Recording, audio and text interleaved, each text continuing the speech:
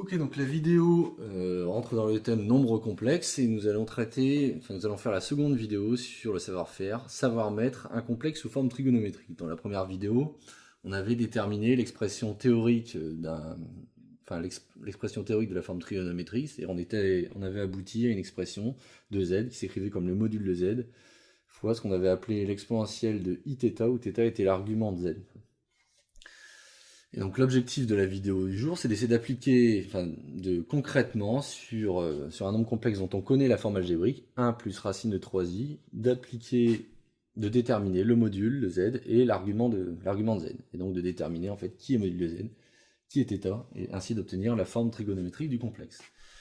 Donc la méthodologie se divise en 3 étapes, qui est de 1, calculer le module, c'est-à-dire cette quantité, module de z.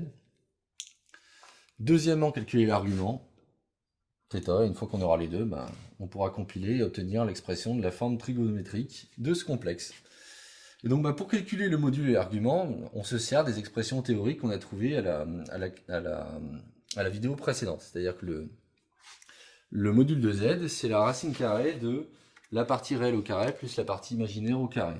Donc, alors la question à se poser, c'est qui est la partie réelle et qui est la partie imaginaire. Donc la partie réelle, qui est notre petit a, c'est 1.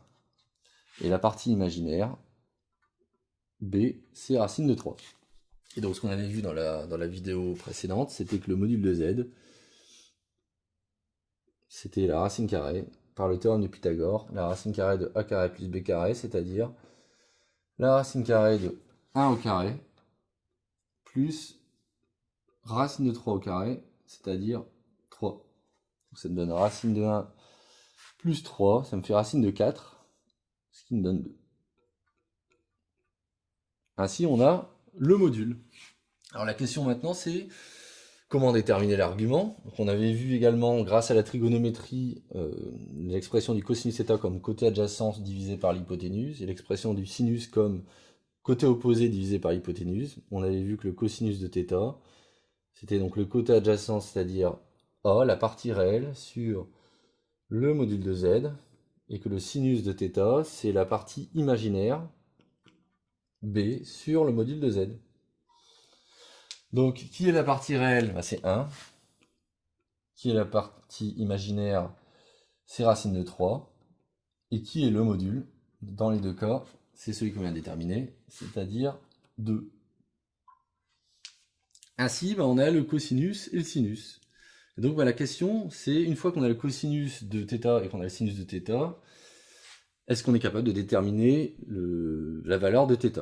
Pour ça, on va représenter le cercle trigonométrique.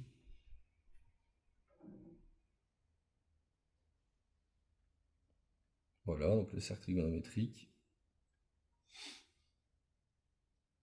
Et on va représenter les valeurs de cosinus θ et de sinus θ. On rappelle que le cercle trigonométrique, c'est le cercle de rayon 1 centré en 0, dont l'abscisse est donnée, si je prends un angle θ, l'abscisse est donnée par cosinus de θ. Donc je prends un angle θ quelconque,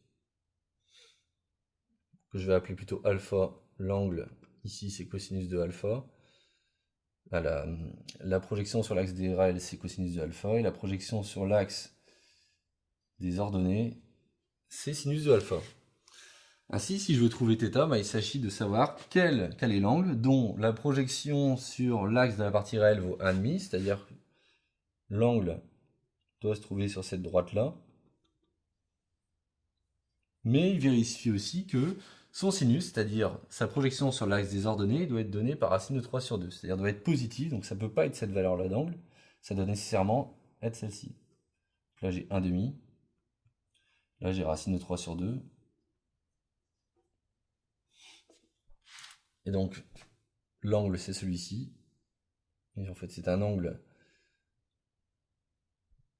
usuel qui est pi sur 3. Et donc de ça, on peut déduire que θ est égal à pi sur 3, mais ça peut être pi sur 3, et si on fait un tour de plus, on retombe au même endroit. Donc c'est pi sur 3 modulo 2pi. C'est-à-dire que si je fais un tour de 2pi, je retombe sur le même angle. Si je fais un deuxième tour de 2pi, je retombe sur le même angle, etc., etc.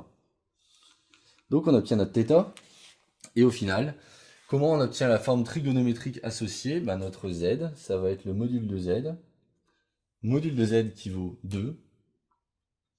Exponentielle i θ qui vaut pi sur 3. Et donc on a obtenu la forme trigonométrique de notre complexe. Pour le tracer, il suffit de tracer la droite d'angle pi sur 3 avec l'axe de la partie réelle, c'est-à-dire en fait cette droite qu'on a déjà commencé à tracer.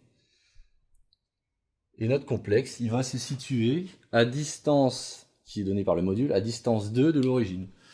C'est-à-dire, il va se situer avec le double de cette distance qui valait 1. Notre complexe z, il va se retrouver ici. Ainsi, ici, j'ai pu tracer 1 plus racine de 3i. Voilà, la forme trigonométrique d'un complexe, qui achève la vidéo sur la mise en forme trigonométrique d'un complexe.